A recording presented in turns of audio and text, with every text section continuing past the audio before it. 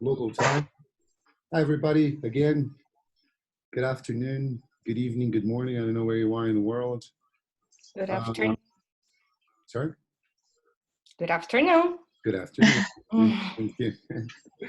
So as I was saying before, the recording is going to be very good, I'm sure, but I'm not using the computer I normally use for classes, so I can see the cameras be grainy, but it's going to work. It's going to be all right. Thanks for being here. I'm going to try and have a 30-minute moment at the end, so at about 4:30 or so for questions. So I'm going to be trying to pay attention to the chat. I'm going to be making notes so that I don't forget any questions you ask that I don't address immediately. But feel free to ask questions in the chat. I'm going to try and pay attention, but also, so long as this doesn't get too big, feel free to interrupt and ask using your voice, really, at any point. Let me see how many people. We have 24 people online at the moment. So if we don't get to more than 40 or so, I think everybody can participate with voice, camera, everything. It's not going to be a problem. If it gets much bigger than that, because after all, there are 100 people registered for this, then I will ask you to please, if possible, avoid speaking all at the same time, because that can get a bit mad. But so far, I think this is going to be okay. All right, for the people who were, well, first, okay, what I wanted to say after the recording started. This is actually part of a course. And before I offered this as an open session, I had to talk to the people who are actually doing the course. And everybody jumped on board. Everybody was happy to share. So thank you, everybody who's actually doing the course. Andrea, who is here. Who else is here? Philippe is here. I don't see too many people. Don't know if there's anyone else. But Aslani is there, yes. I saw you before. I phoned Aslani. I didn't know if you were actually going to participate with the camera. I can see you now. So thanks for agreeing to this, people. Yes, because if you didn't agree to this, this wouldn't be possible if you hadn't agreed. So thanks for that. The slides I'm going to use, although they look different, most of the information is very similar to the information from yesterday's webinar. The big difference between yesterday and today is we're actually going to go much deeper into things today. I'm going to show you how Zoom works. I'm going to show you Google Classroom. I'm going to show you what I use as a board. You can ask questions at any point you want. Yeah? And as I said before, feel free to suggest stuff as well. Yeah? Let's start. First thing we're going to do is I'm going to put you in pairs or small groups, and I'm going to give you 3 minutes to get to know each other, first of all, where you're from and so on, and then to tell one another a little bit about your experience with teaching online. So it's two things. You're going to get together and introduce yourselves, yeah, one another, and then tell your partner or partners a little bit about your online experience. When we are back in the main room, I'm going to ask some of you to share what you learned about your friends. Okay? Say okay. Okay. Yeah. Yes. Okay. So we're going to have groups, and we're going to have one trio, I think. So you're going to see an invitation on your screen, accepted. The minute you accept it, you're going to be going to a smaller room to talk to your friend or friends. So off you go. Okay. Accept the invitations and have fun. Make a friend.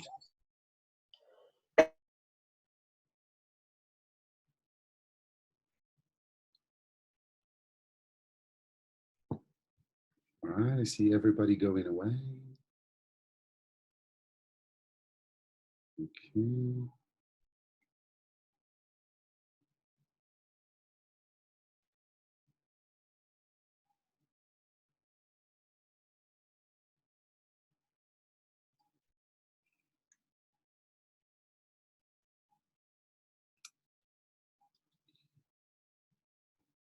All right, Bruno, hello, you've just arrived. I am going to put you in a small group and you're going to go there and chat with people, okay? Okay, thanks. All right, off you go. Accept the invitation you must have received. Okay, I see Marisa here still. Marisa, can you hear me? It's really fun to manage a group this big. All right, so people watching a recording of this, now I can go and actually see what people are doing. So let's see what this. And yesterday I just gave my first online class, but it was just like conversation class. Hi, everybody. So it wasn't like I have beginners and my classes are 1-to-1, 100% like people come here to my house. So this class that I had yesterday was just like conversation. So it was fine. I don't see a lot of people talking here. What's happening? Were you left alone in this group? Nobody is here chatting. No, I'm not. Me? No, I'm not alone. She just said she would like to have a pen. So. Ah, all right. So she'll be Yeah. back. All right. I'm a bit lost because I'm just late for my computer. I could. Monday, we don't have any contact to them, and then we are using this. But this is nice because Igor is helping us a lot, and I have some doubts, yeah, because even using this as I'm his student too, even use this all the time, it's a little bit tricky sometimes, and some students lose their patience, and it's difficult to deal with this situation, all this situation. On Monday is online, and then you can record the classes, and after that you can upload your classes to Google Classroom. And if a student misses the online class, he can or she can watch it later. When you work with groups, yeah, this is important. Yeah, but my classes are individual, so it's okay. for mine. Yeah, but it's a good resource. What about you, Elena? My classes are individual as well. But have you teach online for a long time? No, I don't. I used to teach online maybe 4 years ago, and then I started teaching kids a lot. So it was, I went to their places or at school, and I restarted this week because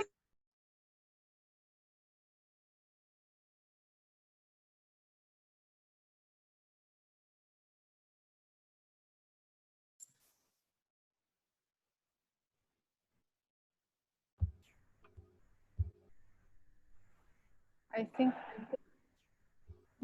We can't hear Igor. Teacher, mute. Yeah. yes. Oh, of course, I You muted yourself. Sorry about that. My microphone was muted. All right. So would anybody like to share some of the information that they learned from their friends? Anyone? I spoke to Carol and to Melissa. Carol is from Rio. Melissa lives in London.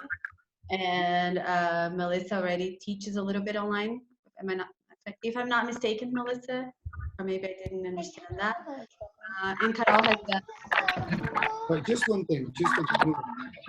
Can I ask you a favor, everybody? When you're not speaking, do you mind leaving your microphone off? Because it's a lot of people, and then if there's a little bit of background noise where you are, it ends up getting in the way. Very good. Wonderful. All right, thank you. So Bruna, I'll go on. Sorry, you were saying? Oh, no problem. I think that, it was so short, like we were not able to talk much, but Melissa mentioned something about Zoom, maybe, that she participated in a webinar with the British Council, and they were talking about how Zoom capability of, taking all of this in is going to be. So it was so short. All right, good. All right. That was it. Very good. Would anybody else like to share a little bit? Don't be shy. Come on, there are only many people in the room. Nobody. I will. Thank you. Gracias. Off you go. Okay. I've been talking to Eduardo. I Okay. can't see him right now, He's here. but yeah, Eduardo, he's teaching from Santa Catarina, All right. Florianópolis. Mhm. And it's a touristic city, is a touristic place, so they are all closing everything, only supermarkets and hospital and only this kind of goods you have to buy, and they are not leaving. The hotels are not accepting anybody, Mhm. and everything is closed. Things are very, very serious. I have a student from Santa Catarina. I had a class this morning with him, and he was saying that they cannot actually go anywhere, that everything is closed. They can only go to the supermarket, I think, to drugstores, and that's it, basically. I'm in Santa Catarina too, so we're in lockdown. Yeah, yeah. He told me that you can't even travel to other cities in Santa Catarina, right? So intermunicipal travel is forbidden as well. Wow. Yeah, well, it's what we can do, eh? It's what we can do to help one another. Yeah? Loving one another. Higor, it's Sorry? Go on. Yeah, sorry, it's the same here. I live up in the mountains in Rio, in the countryside, and now we are completely locked inside our homes. We can't even go to supermarkets anymore. Yeah, that's terrible. It's terrible, but unfortunately, it's necessary. Yeah, it's what we can do. Yeah. So, yeah. You know what look at what we're doing here. 33 people in the room at this moment. If we had beer and music, we could have a party. You don't need to go anywhere. You can socialize online now. Right? It's not like we can everybody go there, grab one, and put the music on. Later, we still have lots Later. of lots yes. of you know? After work, yes, of we'll course. do that in the end. All right, people. Thank you very much. So this thing that we were doing here, this first feature that I wanted you to see, these are the breakout rooms. I was asked right before the session today. Somebody asked me, "All right, good. I know Zoom's brilliant, but how can I have breakout rooms? How can I have pair and group work when I cannot afford to pay for Zoom? Because the paid version of Zoom costs $15, right?" Two things to say about that. First of all, the breakout rooms are available for everybody, not just for paying subscribers. Yeah? So what is not available, unfortunately, although I heard that Zoom's been making it available in other countries, they're now during this time of crisis, they're making all the features available for free. But I don't think this has reached Brazil yet. But even if you're not a paying subscriber, you have access to if you're teaching one-to-one, which I think is mostly just one-to-one, you don't have to worry about paying, because you can have longer meetings, you can use the breakout rooms, you can record the sessions, and all these features are available. If you're teaching groups, there are two things you can do. You can pay $15 a month, which if you think about it, I know it's not necessarily peanuts, but it's an investment for you. It's $15 after all. It's not 100 or 1,000. But another possibility is, I don't know if you're aware, but for groups, people just remember the microphone. If you're Can not, I just come in for a second? of course. Please. I have a teacher development group on WhatsApp, and one of our members told us that the Zoom is now free and extended over the usual 40 minutes. So they got a group of 15 teachers and tried it. And it's confirmed. You can go ahead for over 1 hour, but people are not sure how long it will be available, no? Right. Okay. I heard that too, and just this morning I was talking to a friend who's going to be here for the second half, by the way, Priscilla, and she was telling me that the teachers at her school, they are using Zoom as well with groups, and that what she told me this morning was sometimes the call is terminated after 40 minutes, and sometimes it's not. Really? And so sometimes they allow the call to go on for longer than 40 minutes. But look, even if it gets interrupted, what can you do? You create another Zoom room, and everybody can go to the second room when the call drops. So there is a way around that too. It's possible to get around. Of course, I think ideally paying is easier, but you don't really have to, yeah, unless you want to. But how many groups do you have that actually have 33 people in them? No, nobody here, but some people will actually have to do that, especially people who are working in mainstream education, public schools or private schools, but bigger high school, 6th grade, 8th grade groups that are going to be quite a lot of people. Do you think that is possible?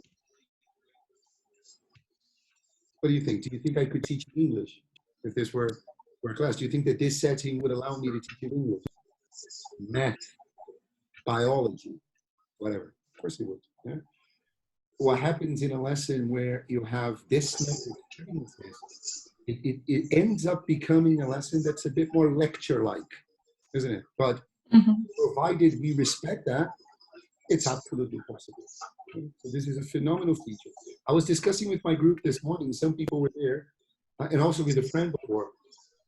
I think what's happening now is going to change the nature of work, really. Yeah, not only for teachers, but that we're going to come to the realization that a lot of the things that we do outside of our homes and all the commuting and all of this waste of life, which commuting can be, might actually not be necessary.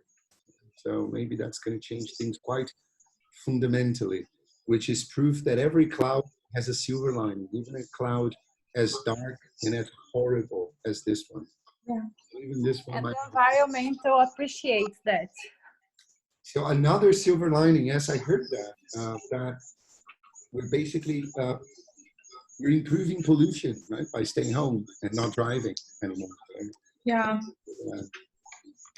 All right, Pete. So I'm going to start sharing slides with you. So somebody said here, it depends, because in public schools, there are a lot of students who don't have access to the internet. Look, I completely agree with you. And I have to confess that this is not my reality. I don't teach in public schools. I don't even teach in mainstream education at the moment. But I completely agree with you. It's a shame. It's a pity. But I do think there is one thing that perhaps can be done, which is these lessons can be recorded and somehow, I don't know, made available asynchronously, so that students access these lessons in a different way. I don't know, via a flash drive or some physical format. But yeah, the whole concept of teaching online requires access to the internet. So unfortunately, this is a requirement. Yes, Melissa, to people, can you please make sure that your microphones are off if you are not speaking? But again, if you want to say something, you don't need to say, can I say something? Just say it, just turn it on and say it. But in the meantime, would you mind leaving your mic off? Because there might be some noise in the background otherwise. Okay. I'm going to start sharing a PowerPoint presentation with you, which is another thing you can do over Skype. Hopefully during the session today, I'm going to show you how listening works. I'm going to show you how to share your screen. I'm going to show you how to create a Google Classroom, how to use a board online. Hopefully we're going to have time for all these things. We are, right? It's not like we have anything else, anywhere else we can go. We can just stay here forever. All right, get that beer then.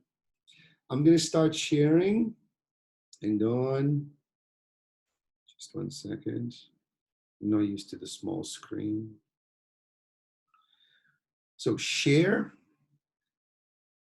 PowerPoint. Can you see my slides? Everybody? Yes? Right. The camera is on your screen where you see all of us on your screen. It might actually be on top of some of the information. But you can actually move that around. Yeah, you can move the cameras around, the videos around, if you want to. You can also minimize them. You can make them smaller or bigger. So you can change this around in a way that does not get in front of the information. All right. So first of all, yesterday I began the who was. I'm not going to ask that, so I can't see all of you. I know some of you were in the webinar yesterday. And the first question that I asked you yesterday was, and I'm going to start from the second slide, sorry.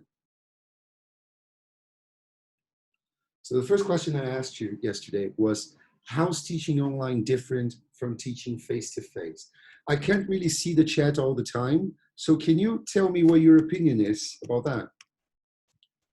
Just turn on your microphone and tell us, how do you think teaching online is different from teaching presentially, teaching face-to-face? Well, from my experience, I have migrated some of my classes because for many reasons we couldn't get ahead with the presential classes. But I myself find it less dynamic than being face-to-face, honestly. And this has been a complaint of the students, although we have created other tools to be together and make it more interesting, me particularly. Okay. Do you guys agree? Do you think it's less dynamic than face-to-face teaching might be? I think so, especially with kids. I mean, you can't run around, you can't dance together with them, you know. And since I teach mostly kids nowadays, it's a bit complicated, but let's see. I would agree. And again, another disclaimer, I don't work with young learners, but Brastiso is running a series of webinars. I don't know if you were in Valeria France's webinar yesterday. So Valeria gave a webinar specifically on teaching kids online. That webinar is already available on the YouTube, on Brastiso YouTube channel. So if you go to the Brastiso YouTube channel, you'll find that webinar there. You can already with Valeria's ideas on how you can teach kids online. I saw part of it yesterday, and I remember that one of her tips was that the classes should perhaps be shorter than they were when they're face-to-face, which sounds interesting. I think this might be a problem for parents. So perhaps it's important to tell parents that the total number of hours is still going to be the same, just divided into... That's what I did with them. Yeah. And maybe that's exactly what Valeria said. I was not there for the whole webinar, unfortunately. I'll watch it this weekend.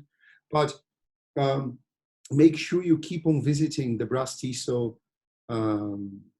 YouTube channel, because all the webinars that are taking place are being uploaded to the YouTube channel. There was one this morning with Stephen Hughes. There's going to be one at 6 p.m. with Julie Vietas. So try to watch them live if you can, so that you can interact with the speakers if you can't watch a record. Does anybody think that teaching online is not that different from teaching face-to-face? Perhaps the same thing? Nobody, right. I expected that. That's my answer. In my case, Igor, I think it's pretty much the same, because I teach one-to-one. I just have like two pairs and one trio. So for them, we're still like checking how, you know, it's like, it's going to be a little complicated now in the beginning to change their minds and everything. But for one-to-one, I don't know, in my opinion, is the same. I give both. I think the only difference, for example, is like, when you want to give a handout, so you need to prepare always your classes in advance. So if you want the student to print something, you need to send before. You know, it's different from example when I'm in the office, that I can print to give the student, you know, the things like during the class. I think to me that the biggest difference is this. I see your point, and I agree with, I agree partly with it, but what happens to me typically is if I'm teaching a lesson online and I decide that there's something that I want to use, or there's something I want to share with students that I had not actually planned, it's much easier to do because I'm online. Yeah. Just go get it, share it. If it's in my computer, I can just drag and drop in the chat. Sorry, on Zoom. I just coughed. I know that this is not acceptable socially at the moment. Since we're online, it's one more. No problem. So if I decided, oh, there's something I prepared for another group one day, I'm just going to share it with the student. You'll have this accessible. You can go online, not go online, sorry, go to the internet and share a link with students and everything. I think this is actually the same. And the thing about preparing the lesson in advance, I am hoping that this is something that we all do for face-to-face presential lessons as well. But I see your point. And I think that, yes, especially if it's one-to-one, there is no difference. Or there is one difference that I'm going to mention in a little while. But for the most part, and this is what I'd like you to, even if you disagree at the moment, that at least you keep an open mind to this, is that for the most part, teaching online is teaching. And there's absolutely no, well, it is always teaching, but for the most part, it's the same thing as teaching face-to-face. Yeah? People, again, the microphone. Forget the microphone when you're not speaking, otherwise we can hear your TV. So the most part, Igor, yes. Just a moment. Guys, when you want to speak, you can touch the space button. Then the microphone opens automatically. Yes. So if you leave your mic off, the moment you press the space bar, it turns your microphone on. Thanks, Andrea. I had forgotten that. All right. So, sorry, this is out of order. I know it's not. So these are some myths that people usually that I hear a lot from people who don't like teaching online very much or don't want to teach online very much. That building rapport may be harder. I made a point at the beginning of the session today to arrive a couple of minutes before, chat with everybody, then I immediately put you in pairs. And forgive me for saying this myself, it might not be very modest, but I do think we have established pretty great rapport already, even though we are online, we have never met, and we're a really big group. So imagine if this were actually a smaller group or one-to-one, which is usually the case.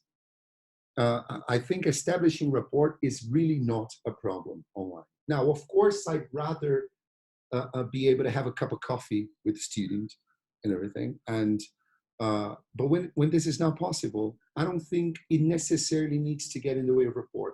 Sometimes rapport doesn't happen. The teacher and the student just don't hit it off. They just don't, their personalities don't gel, whatever. But this also happens face-to-face.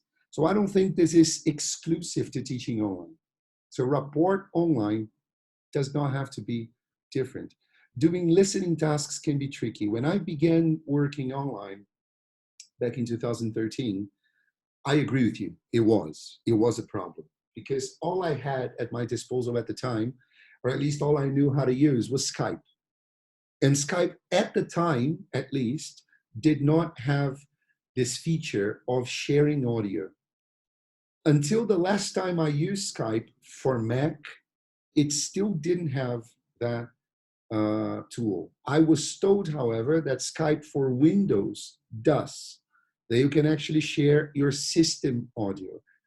And I'm sorry, if you can share your system audio with the students and the internet is okay, you're not going to have a problem with listening.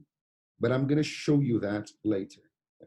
But teaching listening online is absolutely the same thing as doing so face-to-face. It's just a matter of sharing your system audio, not just playing the track from your cell phone, getting the cell phone close to the microphone, because that's going to be terrible, yes. But if you can share your computer audio, that solves it. Then I heard this very recently, that students might say that reading is a waste of time. But look, it all depends on how you do reading, because again, face-to-face, it could be as well. You're teaching a 1-hour class face-to-face in the student's office, and you spend, I don't know, 20 minutes of the class by telling the student this. Okay, now look at exercise B. It's a reading exercise. Do the true or false. And you're there sitting down, and you give the students 10 minutes to do it. Then you just discuss the answers. This is going to look like a waste of time, face-to-face and online. But if you actually discuss strategies, if you do a proper lead-in and you discuss the topic with the student, and you have the students circle in the text where they found the answers, have them justify their answers, it's a lot of interaction, and there's nothing that can be remotely looked at as a waste of time in that. Yeah? So again, what I mean is the problem is not the fact that it's online. The problem might be the fact that it's being poorly done. yeah, but not the fact that it's online. Games might prove challenging. What do you think? Do you agree? Games can be a hassle. Games can be a problem online. Okay, nobody wants to share. No problem. That's why I do therapy. So can I say something? For example, in my Spanish class, we have some cards that we have the questions and the answer separately for the students to do it. So when I have two students together, I don't use the breakout room. I just send them the pictures on WhatsApp. Okay, and they interact together during the class. Like, what's the question, and the other gets the answer and replies like that. I myself use WhatsApp a lot. It's a good tool. Excellent. During the class, during the online class. I love WhatsApp. People who are my students here, we have WhatsApp groups for all the groups, and I interact on WhatsApp with all my students. You're absolutely right, and this is great. For example, a game such as Find the Error, for example, or yes, you have to describe your picture to your friend, and the friend is going to find out what the error is. Send different pictures over WhatsApp. Excellent. It's a great idea. Now, there are games you can play online. One of them is running dictation, for example. I love using running dictation as an example. Does everybody know what running dictation is? Yes.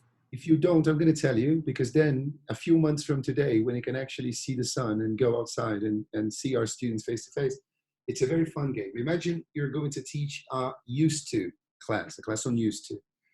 And then you have some sentences on a piece of paper with used to. You put them outside the classroom, and then you put students in pairs. One of the students is going to run outside, read the sentences, come back and dictate the sentences to the partner who stayed in the room. So this is a really cool exercise because it works on writing, speaking, listening. It's pair work, it's fun. It works as a warm-up. It works as an introduction to the grammar or controlled practice of the grammar, whatever. So it's a great activity. Can you do this online? No, you can't. That would be really funny, wouldn't it? To try and do. So I'm not trying to say that you can do everything that you would do face-to-face online, but most things can be adapted, yeah? And there is Kahoot, which I love, and we're going to do a Kahoot activity later on. So if you don't know what Kahoot is, you will very soon. All right, so now going back to the first slide. Any questions so far? Any considerations? No? Any complaints? Any pain? No? All right. So, some obvious benefits of teaching online. You can work from anywhere. Yeah? You can work from your house. You can work when you're traveling. I don't know if there's anyone from my Tuesday, Thursday group or Grazi from the CAE group.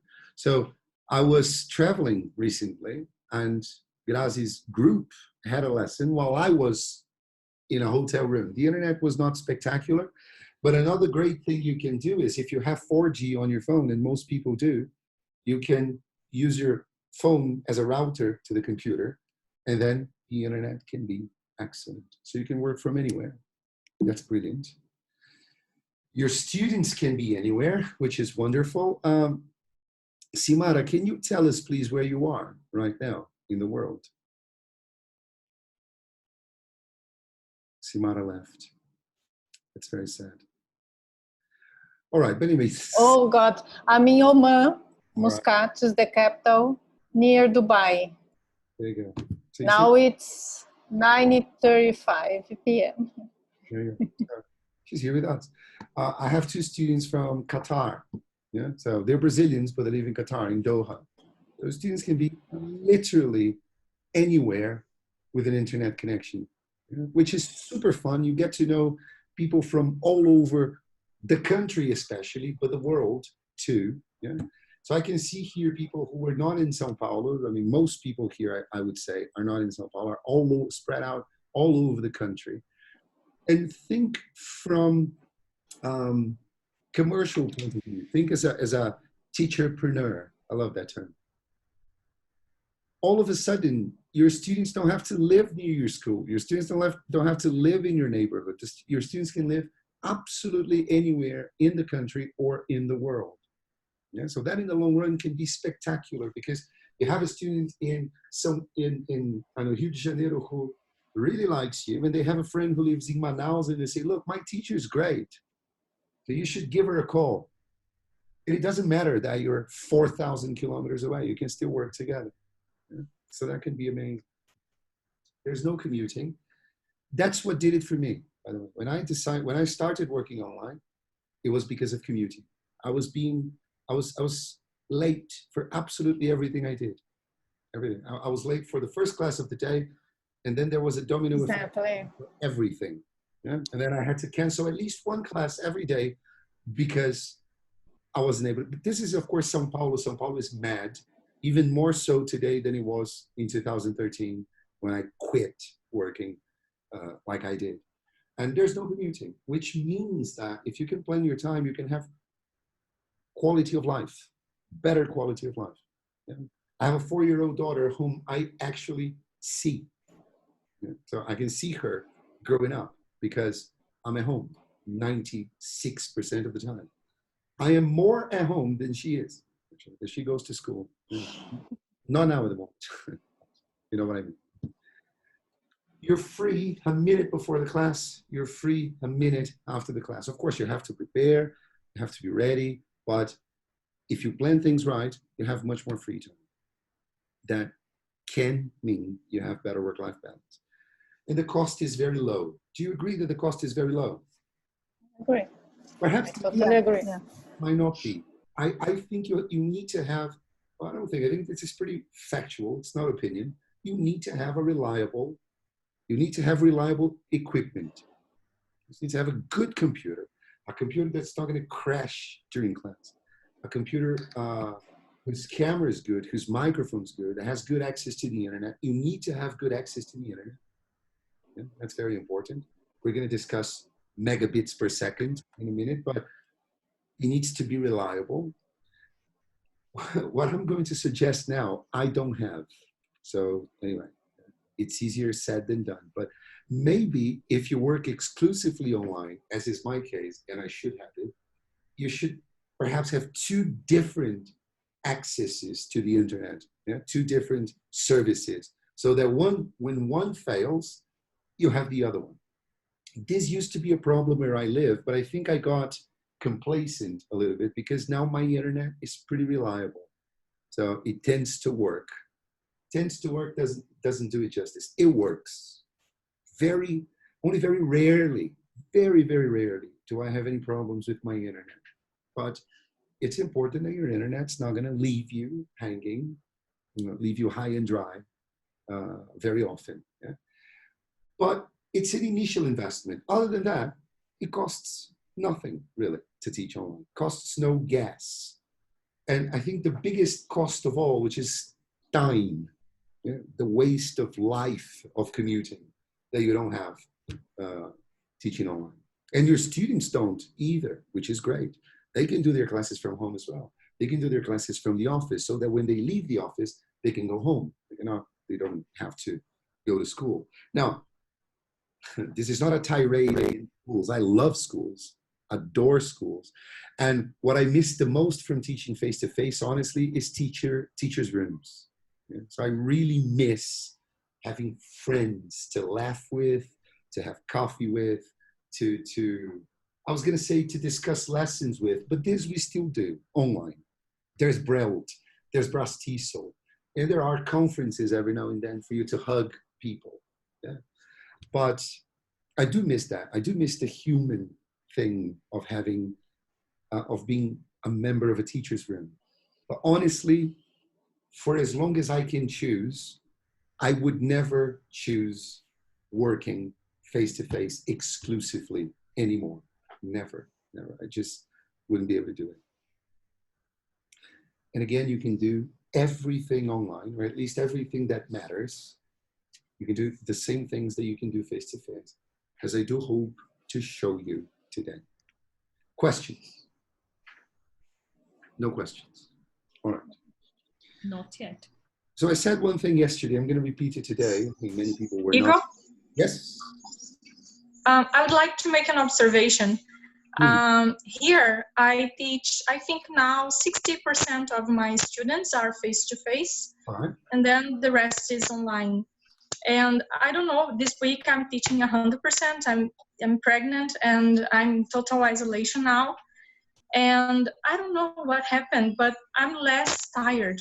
Today's Friday, and I taught the same amount of students, and I don't know why, but I'm less tired.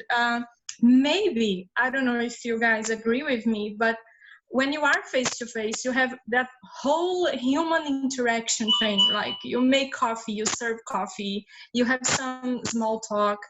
Not that it's not going to be the same online, but it's different, right? You have like the energy of the person. Sometimes the person himself, herself, they are like tired, and you have to cheer them up. Okay, sorry? Tired and tiring. Yeah. And I don't know, online it seems to be easier and more productive as well. Yes, we make small talk, but it's only like 3 minutes, 5 minutes, and then you go straight to the point. But it's that we tend to be more objective online. Exactly. Yeah, I agree. Yeah. No problem, Eduardo. Welcome aboard. Eduardo said, I'm sorry I'm late. Look, however, I'm going to read to you something somebody sent me on Instagram yesterday. To be honest, I taught online all day long today, and it's more exhausting.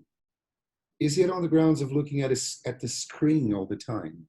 So I think that will vary. I think it's a lot less tiring, but perhaps that's what I will respond to the person I haven't yet.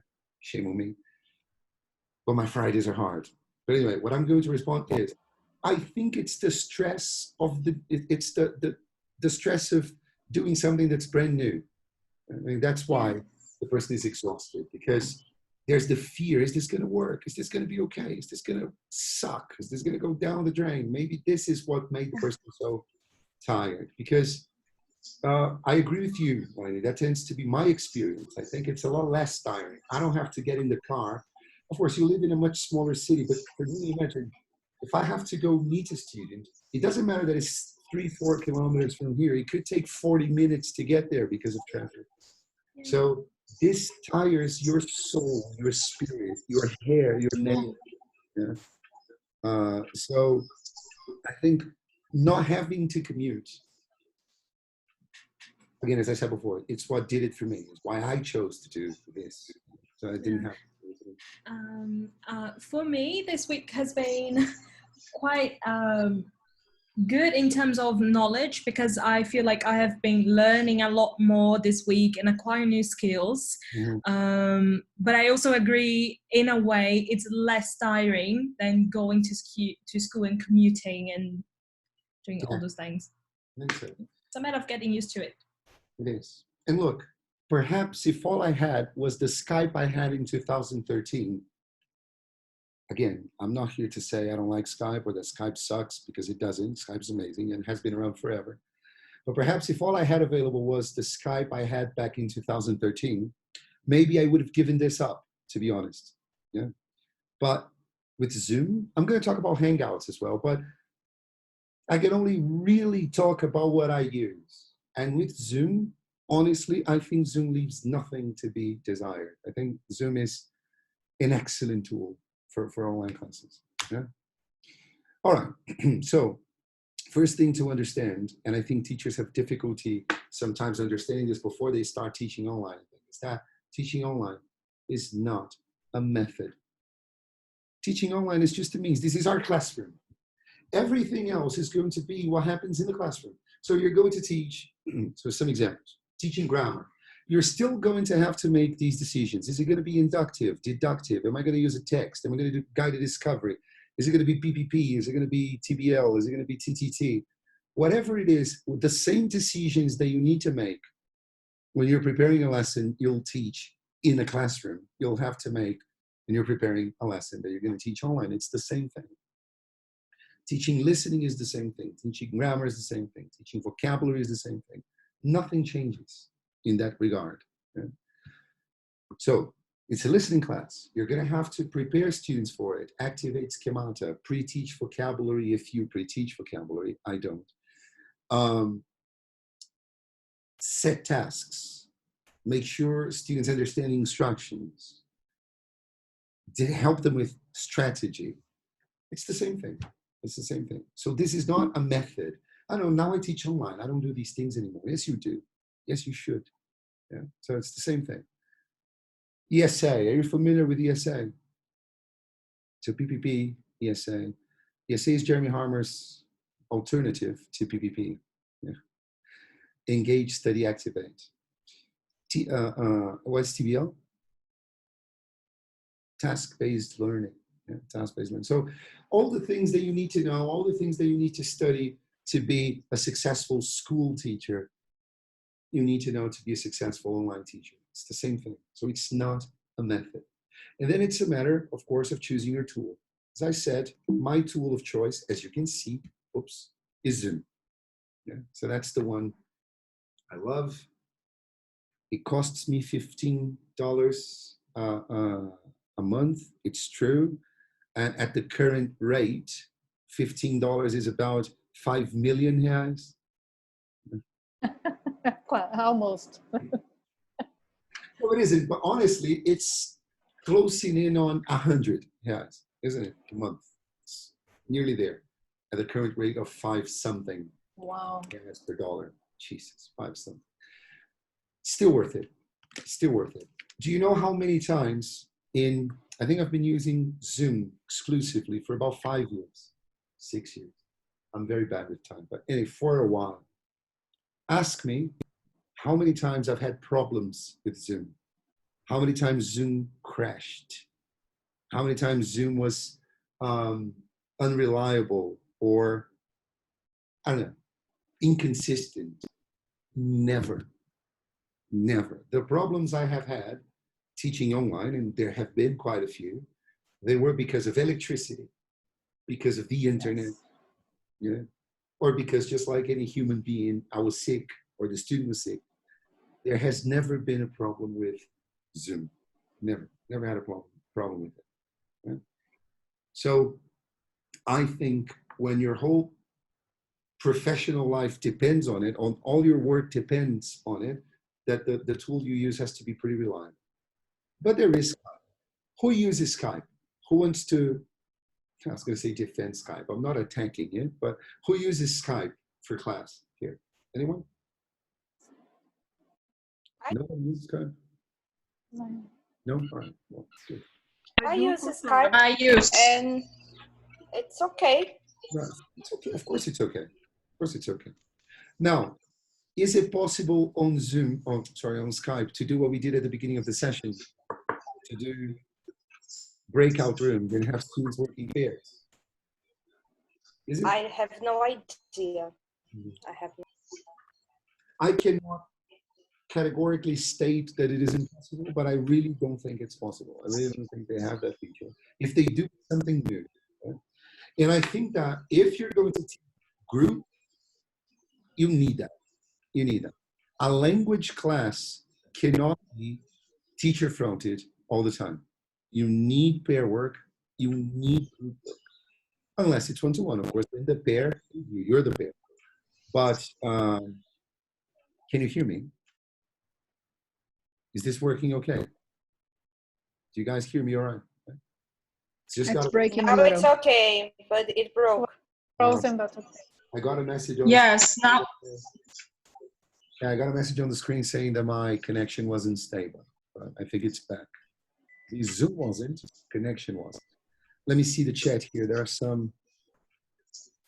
Yes, people are saying mic's off, please. Marcia said 80 reais. That's the cost of Zoom at the moment. 80 reais. Right, 80 reais a month. You know, it's impossible to say objectively if this is a lot or if this isn't a lot. I think it will depend on your context. It will depend. I do think it's worth it. I think it's an investment that's worth making for what Zoom offers. Yeah, definitely. Has anyone ever used a peer-in? A peer-in is web-based. Nobody has to download anything. You just send a link to the student and you're in a room together. Yeah? So apparently it's really it's very, very easy to use. Yeah, it's very user-friendly. But then again, so is Zoom, so is Skype. Yeah, they're user-friendly and not difficult to use at all. Does anybody here teach asynchronous courses? What is asynchronous? Yeah, I do. Test prep. So basically I send materials for my students to do it on their own time. I use Google Docs. Right. And then they send me back when they're ready. And then we either meet on Hangouts or not. That depends on the agreement. And then I give them feedback on their work. Okay, good. So you don't what is it focused on? Is it language development, really, speaking and everything? Yeah, the 4 skills. So I prep students for CELPIP, mostly, which is the Canadian immigration test. So what happens is they record themselves. It's computer-based. So the writings, normal, they write the writings, send back to me. I send them reading and listening activities. The listening is trickier, but mostly because CELPIP doesn't have a lot of material available. And the speaking, they record it on their phones and they send it to me, which is more or less like it would be in the test. Right.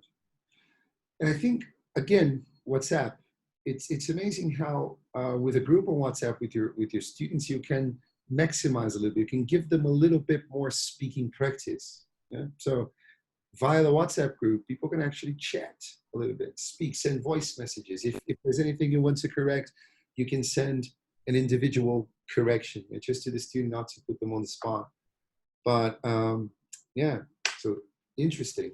What platform do you use for your asynchronous work?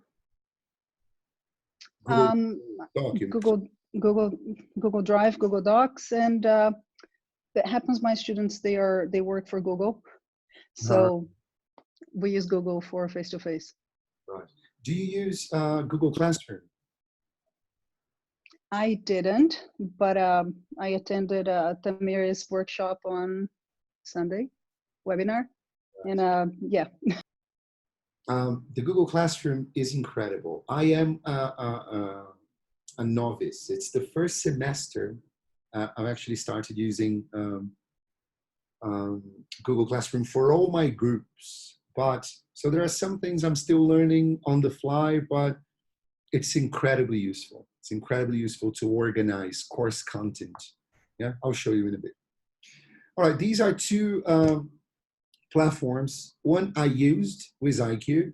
The other one I haven't used yet, but I will very soon. I don't know if you've ever wanted to record complete courses. For example, you record a short course on the present perfect with sessions, video sessions, and material in PDF, quizzes and everything that students will do on their own. You create the course, and then there's nothing else for you to do. Once the course is created, you just wait for the money to come in, or you participate in the forums and every now and then and so on. And I'm going to use Teachable for that. So I'm working on it. It's very hard to find time, but Teachable is amazing if you have the interest. If you have this interest in creating asynchronous courses. Asynchronous basically means not live. Yeah? So I have synchronous, which is live. All my group classes are live. SCA preparation, CP preparation, the TTC of which this is a session, they're all live. But one thing that Zoom makes it very easy to do is you record all the sessions and then you can leave those available for students if you think it's a good idea. I leave the sessions available for students for 7 days because I don't want them to rely only on the recordings. I want them to come to class. And I think that if they have the recordings indefinitely, they're just going to watch recordings and then they're going to get busy at class time. Say, oh, I really can't go to class today, but it's all right, there's going to be a recording. So I make the recordings just for 7 days. Yes, guys. Sorry. To make this record available, is Is it difficult? No. I'm recording this, right? The minute we finish today, my computer will start, what's the word? Converting however it is that Zoom saves it into MP4. So after 15 minutes or so, I have the MP4 of this session. So MP4 is like MP3 with video. Yeah, so it's like the easiest format there is for you to share.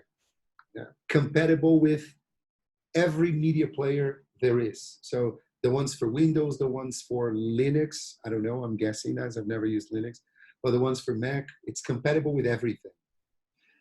Eduardo is asking if students can record it too. They can right, good question. Hang on, let me just finish this one. Then the only problem with the recording, for example, this recording today, 3 hours, it's gonna be huge. Yeah, it's gonna be huge, at least 950 megabytes, at least, possibly much more. So I can't email that to anybody, yeah, obviously. I can't send it on WhatsApp. So I'll have to transfer it via Google Drive, or as I do with you, with your groups, I make it available in the Google Classroom, and it's very easy. But recording it is just pushing a button here, it says record, and then deciding what you're gonna do with it in the end. But it's very user-friendly. Believe me, if it were not user-friendly, I would not be able to use it, because I am not, believe it or not, although I work online all the time, I'm not tech savvy at all, at all. Any 12-year-old knows more about technology than I do. Yeah. So it really is user-friendly. Now to answer your second question, can students record the session? Only if you let them. So this is actually something that you changing the settings and you make it possible for students or not to record the sessions. But yes, it's possible to allow students to record it themselves, yeah. Which is something I actually do with one-to-one students. Yeah. Say, do you want to record the session? Do it. Yeah. And right. Can we make it available on YouTube? Sure, that's what I'm going to do to this session. Okay. This one is going on YouTube, yeah. So it's possible. Yeah. It's MP4. MP4 you can share anywhere, anywhere. Yeah. It's the easiest thing there is to share is MP4. Yeah. Some things on the chat. Yes, on YouTube. Link access. This thing of link access only. It's something you do on YouTube. Yeah, it's not really a Zoom thing. But yes, you can. I forgot what it's called on YouTube. Does anybody remember? I think it's what you have to choose is I think it's unlisted. You leave it as an unlisted video, so nobody will find it via a search. Yeah? So nobody will find it in the search. People need to have the actual link to see it.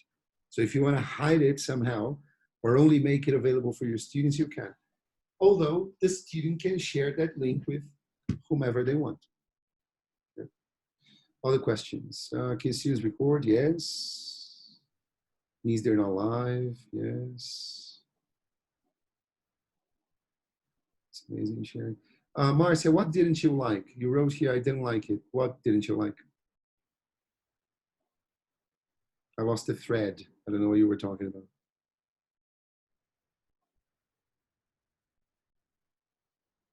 I can't hear you really, but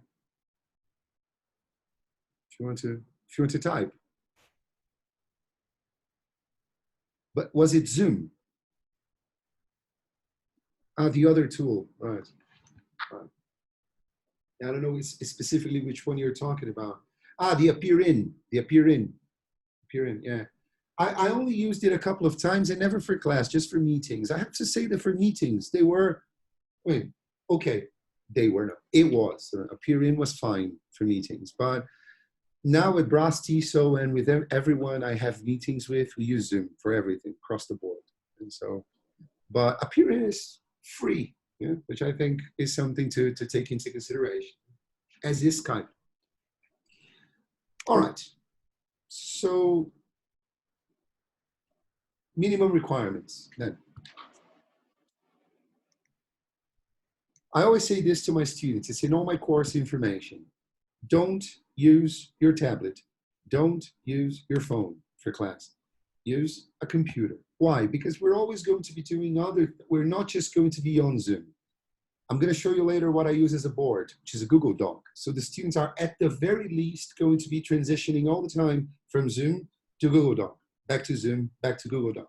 And if you're using your phone or iPad, what's going to happen is every time the student leaves Zoom, I can't see the student anymore. Whenever they go to Google Doc, I can't see them anymore because the camera doesn't work anymore. At least I know this happens with the iPad. I think it happens with any other device. So, of course, if the student is caught somewhere and they cannot go home, they do not have access to their computers, then of course devices become possible. It's much better to attend the lesson somehow than to miss it altogether. But ideally, computers. And I don't teach from devices, never. I have a couple of times because I had no alternative, but as teachers, we should use a computer. And my suggestion is with a big screen. Yeah, the bigger, the better. Yeah. Right now, I'm using a 13-inch screen, a 13-inch screen, and it's terrible, honestly.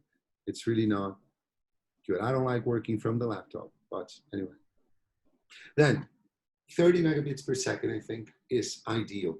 Yeah? The more, the merrier, especially because in Brazil, as you know, I'm sorry if this is repetitive for the people who were in the webinar yesterday, but many people were not. But what happens in Brazil, I don't know if this is the situation everywhere, but what happens in Brazil is that most providers, like you pay for 30 megabits per second. Oh, amazing.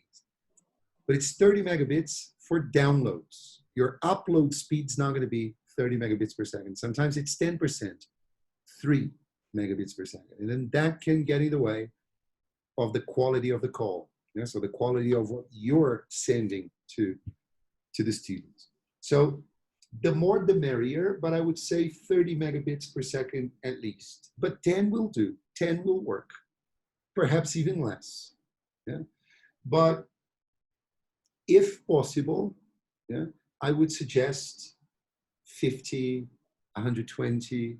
Yeah, I mean, the sturdier your connection, the better, obviously. But 30 megabits per second tends to work okay. Microphone, camera, and speakers. Now, people talk a lot about rapport, as I said in the beginning, but then, all right, do you see your students during class? Oh, no, they're shy. They leave the camera off. I'm sorry, this is not possible. This does not make any sense. If you were in a classroom with the teacher, of course the teacher would be able to see you. I mean, what do you mean you're shy online to the point that you don't want the teacher to see you? I think, it's opinion, of course, this is not based on research or anything, but I think it definitely gets in the way of rapport if you're only listening to one another. You cannot see the student, you cannot gesture. Not to mention that you by doing this just with audio, you don't have the paralinguistic features of the language. You don't have facial expression, gesturing, all these things that are part of communication. So microphone, camera, speakers, obviously. Now, I cannot stress this enough. Yesterday, after the webinar, I got lots of messages about that. Not lots, but I think 3. And, oh, but I don't have a place to work at home. I'm going to have to work from my bedroom, or I'm going to have to work from the living room. Right. But just make sure at the very least that it's not a place where your kids are going to be running around, or somebody is going to be walking behind you or interrupting and talking to you during the class. If you don't have a home office, no problem.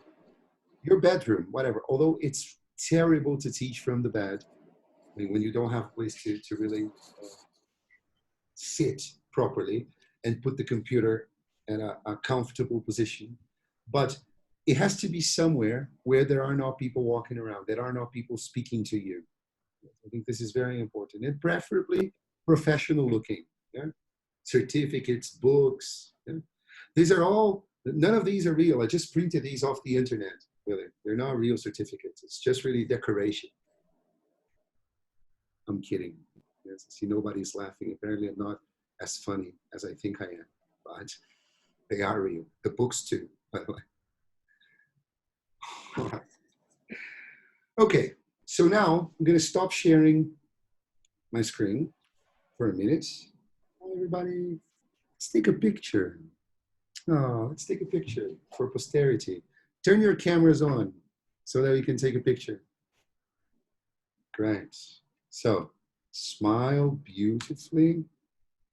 Hang on, I'll tell you when to smile. Hang on. Now on the count of 3. 1, 2, 3. That was so natural. Right. Thank you. That was lovely. Oh no, the message in the chat ruined it. We're gonna have to do it again. Oh. Sorry, hang on.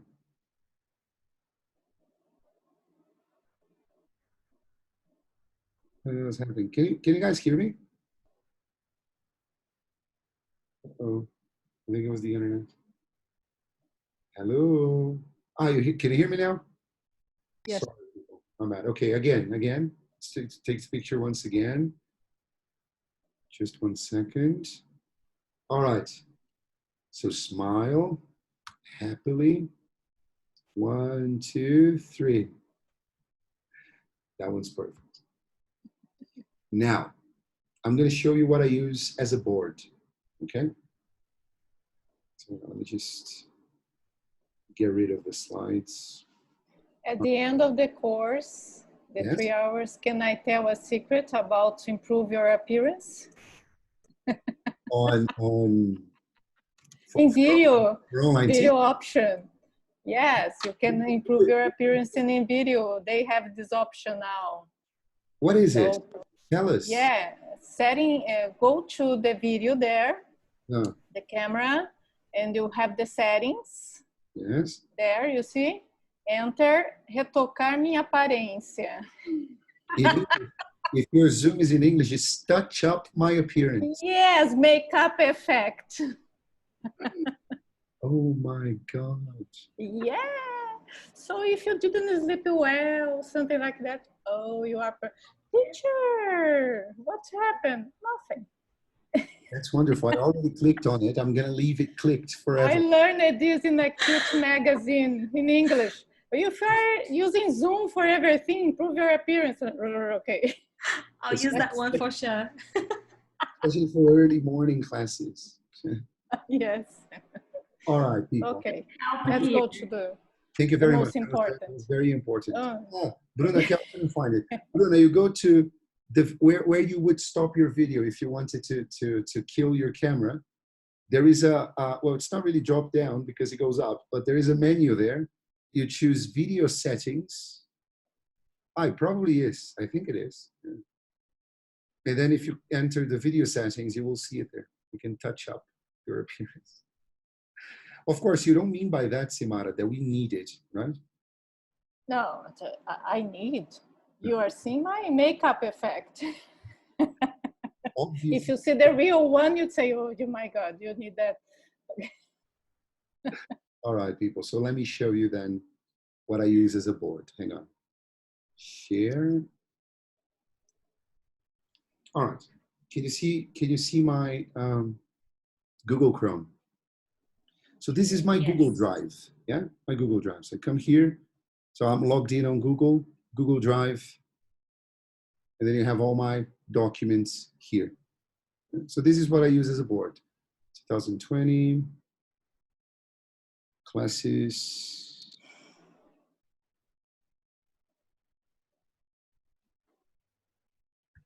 All right, I love it when things don't open, when there are lots of people looking at it. Then it starts again. It's all right, technology will make fun of us.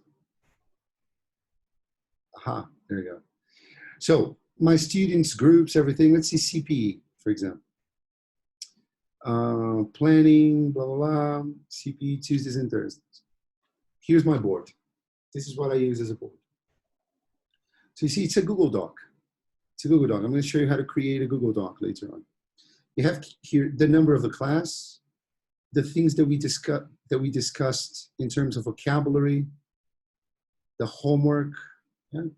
And what is the good thing about, here I'm sharing my screen with you. In class, I don't. I give this link to students. So students have this link. They come here to the board. And then as I type something, they can see it immediately. If they type something, I can see it immediately as well. Now, Zoom has a board, which I'm going to show you right now. Look, this is the Zoom board. You click at the bottom of your screen, you click on share, and then you click on whiteboard and on share again. And there you go. Here's a board. Yeah. I can write on this board.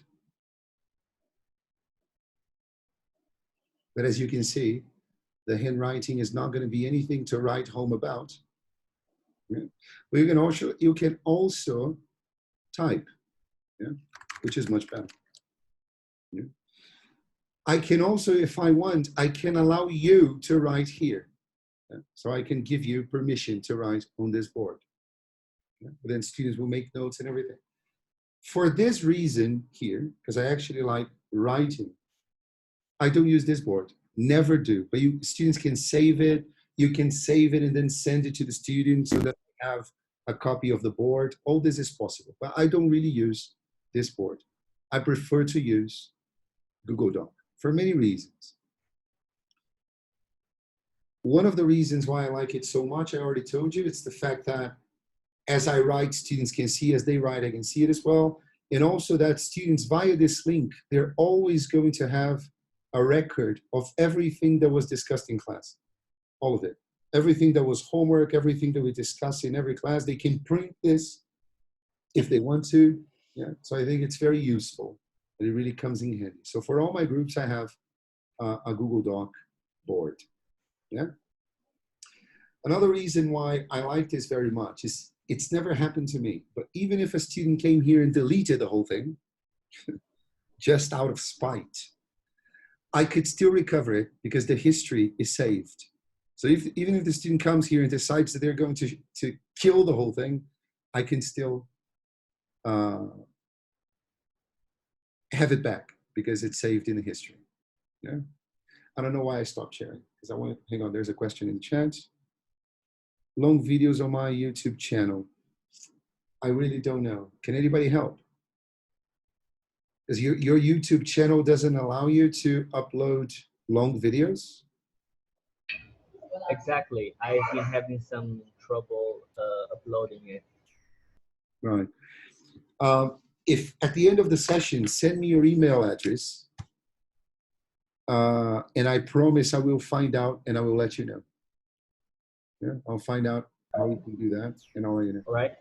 Thank you. Especially because I haven't used YouTube in a while and I'm going to upload this session to YouTube. So I'm going to need to find out because this is a 3-hour session. Yeah? So I really need to find out how to do that. Okay. So now I'm going to show you. I'm sorry if this is absolutely obvious for you people, but I want to show you how to create a Google Doc. Can I take for granted everybody can access their Google Drives? Everybody has a Google account and they can go to Google Drive. Yeah. So here, new Google Doc. Yeah. So your Google Drive, new Google Doc. Here you go. You have a brand new one. Here's the address that you're going to share with your students. However, when you've just created a Google Doc, there's a catch. Only you can see it. It's private. Yeah. So what do you need to do? First you give it a name. So teaching online session. Then I'll go to share. And the first thing I can do is I can just share with my student via email. Since I mostly work with groups and I'm lazy, I go to advanced. Yeah. Private, only you can access. Change. Anyone with the link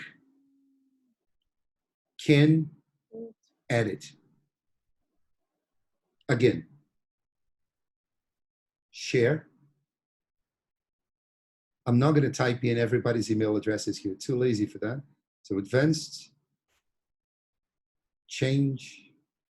Anyone with the link can edit. Yes? Save. Done. Now I share this link with you. I'm going to share it in the chat, and I want you to come here and let's type together. So click on the link that I've just sent in the chat on Zoom. Come here and let's chat. Hi there.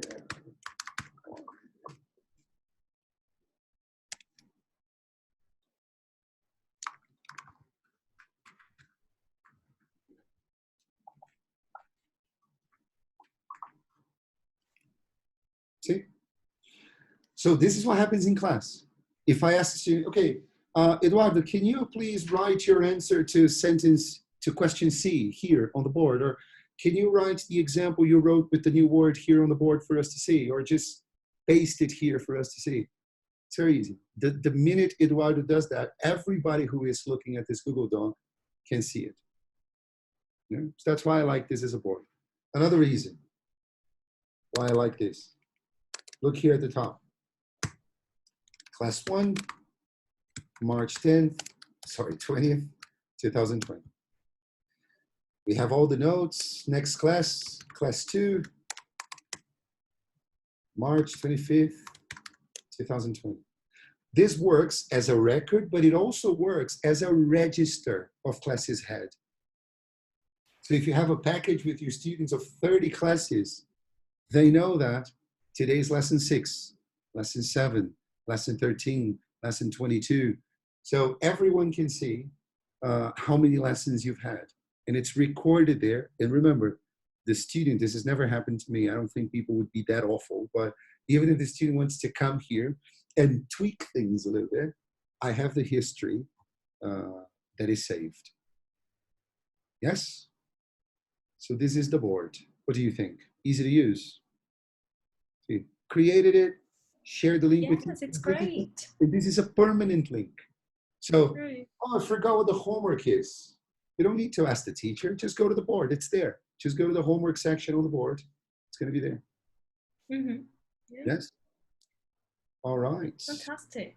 Very good. Thanks for sharing. And this is Google, basically. It's free. Everybody has access to this. Everybody can use the Google Doc. Yeah? Oh, we have a cat in the room now too. All right, Felipe is asking me if we can attach audio. What do you mean specifically, Felipe? Do you mean if I want to send a track to you, or if I want to do listening from here, if I want to do a listening test?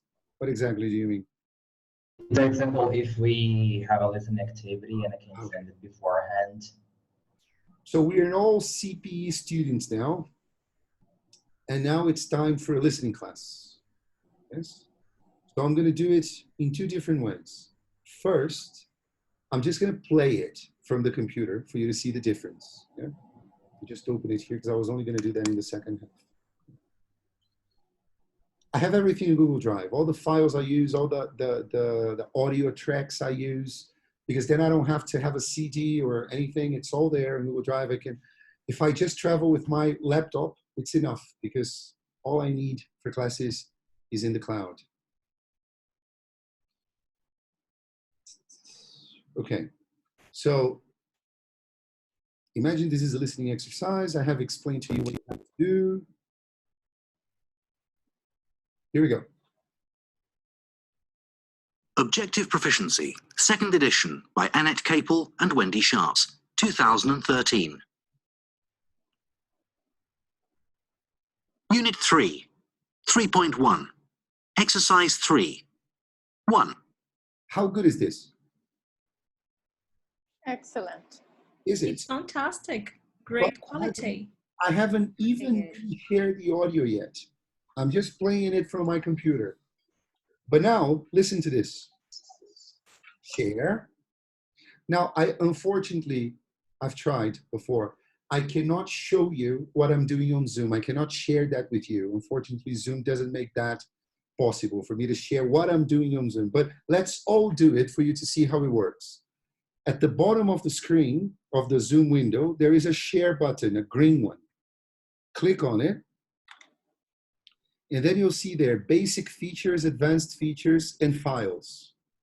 Yeah, click on advanced. And then the second option you have there is computer sound only. Yeah. Now don't share your computer sound. I'm going to share mine. Did you find it? Did you see it there?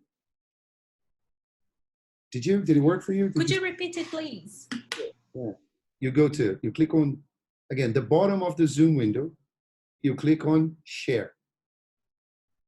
And then at the top of this pop-up window that will appear, that will pop up, you click at the top, in the middle, advanced. And then in the middle, you have computer sound only. So that means that when you click on share, I'm only sharing with you what my computer is playing. So look, I'm going to play and turn off my microphone. Because then, look at this. You're quite wrong in what you say about her. 2. It's quite a nice dress, but I can't make up my mind whether to buy it or not. 3. Quite. I can make all the noise I want, and you cannot hear me. Yeah. So I can invite my daughter here. I can play with her as you do a listening activity. It's not a problem. The quality is much better, and I can make noise. Yeah. I, as the teacher, I can do something else. I can listen to a voice message somebody sent me, and you will never know me. Or I can say, "Oh my God, I hate these people," and you're never going to hear me say that. Yeah. Of course, I would never say it, but you can. But you never know. There might be background noise. In a moment of listening, you want absolute silence. So, but you can mute your microphone, and people can still listen to the track. Yes. Igor, can you hear the student if he asks a question in the middle of the listening?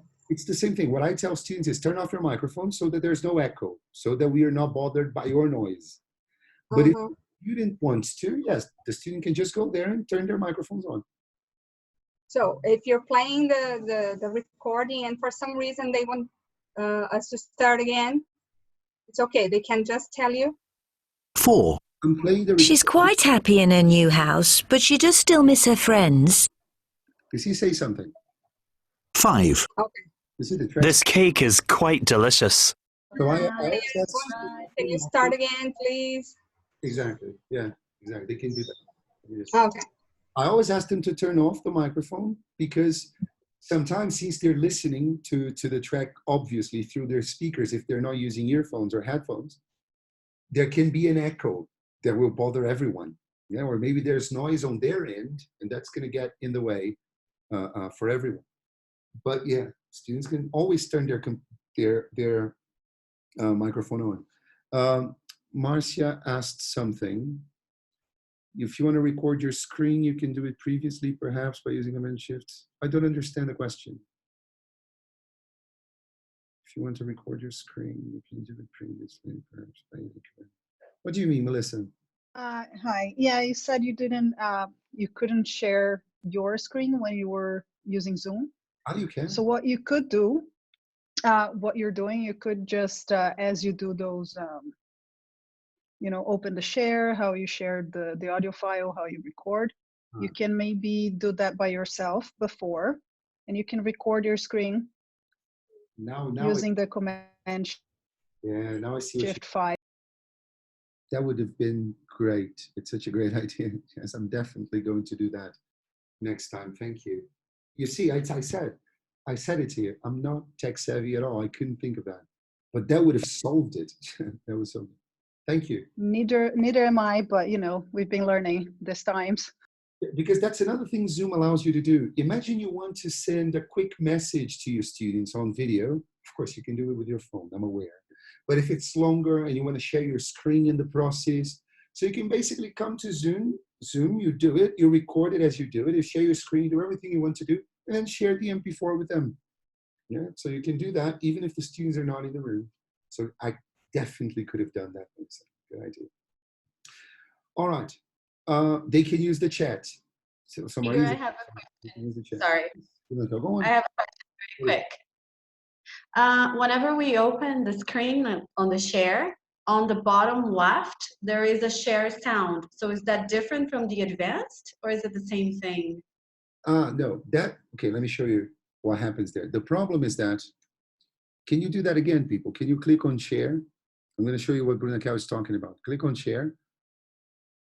And then on the bottom of the screen, sorry, but click on basic first. Basic. Make sure you're looking at the basic features. There are many things you can share there. You can share your whole desktop, the whiteboard, something that's coming from your iPhone or your iPad. You can share, and I don't know how many things you have open right now in your computer, but they would all appear here. PowerPoint, Google Chrome, iTunes, whatever is open in your computer, Zoom is going to ask you, is this what you want to share? Because, you know, when you share your whole desktop, if you forgot your web WhatsApp open and a message pops up on your screen, everybody can see it. But if you just share the thing you want students to see, whatever else is happening in your computer, they cannot see it. But what Bruna Kell was talking about specifically is on the bottom left, you have share computer sound. So if you're going to show students a video, for example, you can share the screen and the audio at the same time.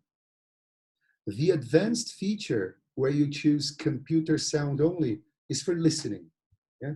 When you don't want to share your screen together, just the audio. But if you want to, for example, imagine, so it's not listening anymore. Now we're going to watch a TED Talk. One of my favorite TED Talks, the 30-Day Challenge. Have you seen this TED Talk, 30-Day Challenge? Yeah, it's amazing. Yes, I love it. I love it. I've never been able to actually do any. I always think, okay, me neither. read 50 pages a day, fail. That's so hard. 30 consecutive days, fail. Yeah. Never works. But it's an amazing video. Anyway, here we go. So here's what I'm doing, so you know. I click on share, and then I'm going to choose in the basic tab, just Google Chrome. So you cannot see anything else on my screen, just my Google Chrome. But I'm also going to click on share computer sound. Yeah. Can you see my screen? Yeah. Full screen. Now you can see the video full screen, right?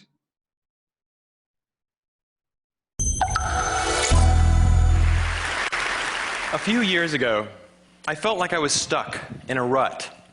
So I decided to follow in the footsteps of the great American philosopher, Morgan Spurlock, and try something new for 30 days. Think about something you've always wanted to add to your life and try it for the next 30 days. Shut up, Matt. It turns out 30 days. Right. So you see, you can share video with great quality with the video, sorry, the audio coming from your computer so that you can keep on doing other stuff. And your noise is not going to get in the way. So it really is very easy to share things with the students. Yes? Folks, it is now 3:30. We're going to have a little break. Remember, this is part of a course. We always have a 15-minute break. And honestly, I don't think anybody can concentrate for 3 hours on anything. I watched that movie on Netflix, The Irishman, you know, which is 3 hours and a half long in about 22 installments. Took me a month to watch it. You don't need to leave the room. You can just turn your microphone and your camera off. And we're going to resume. We're going to continue at 3:45. All right, so see you in a bit. Bye-bye. Okay.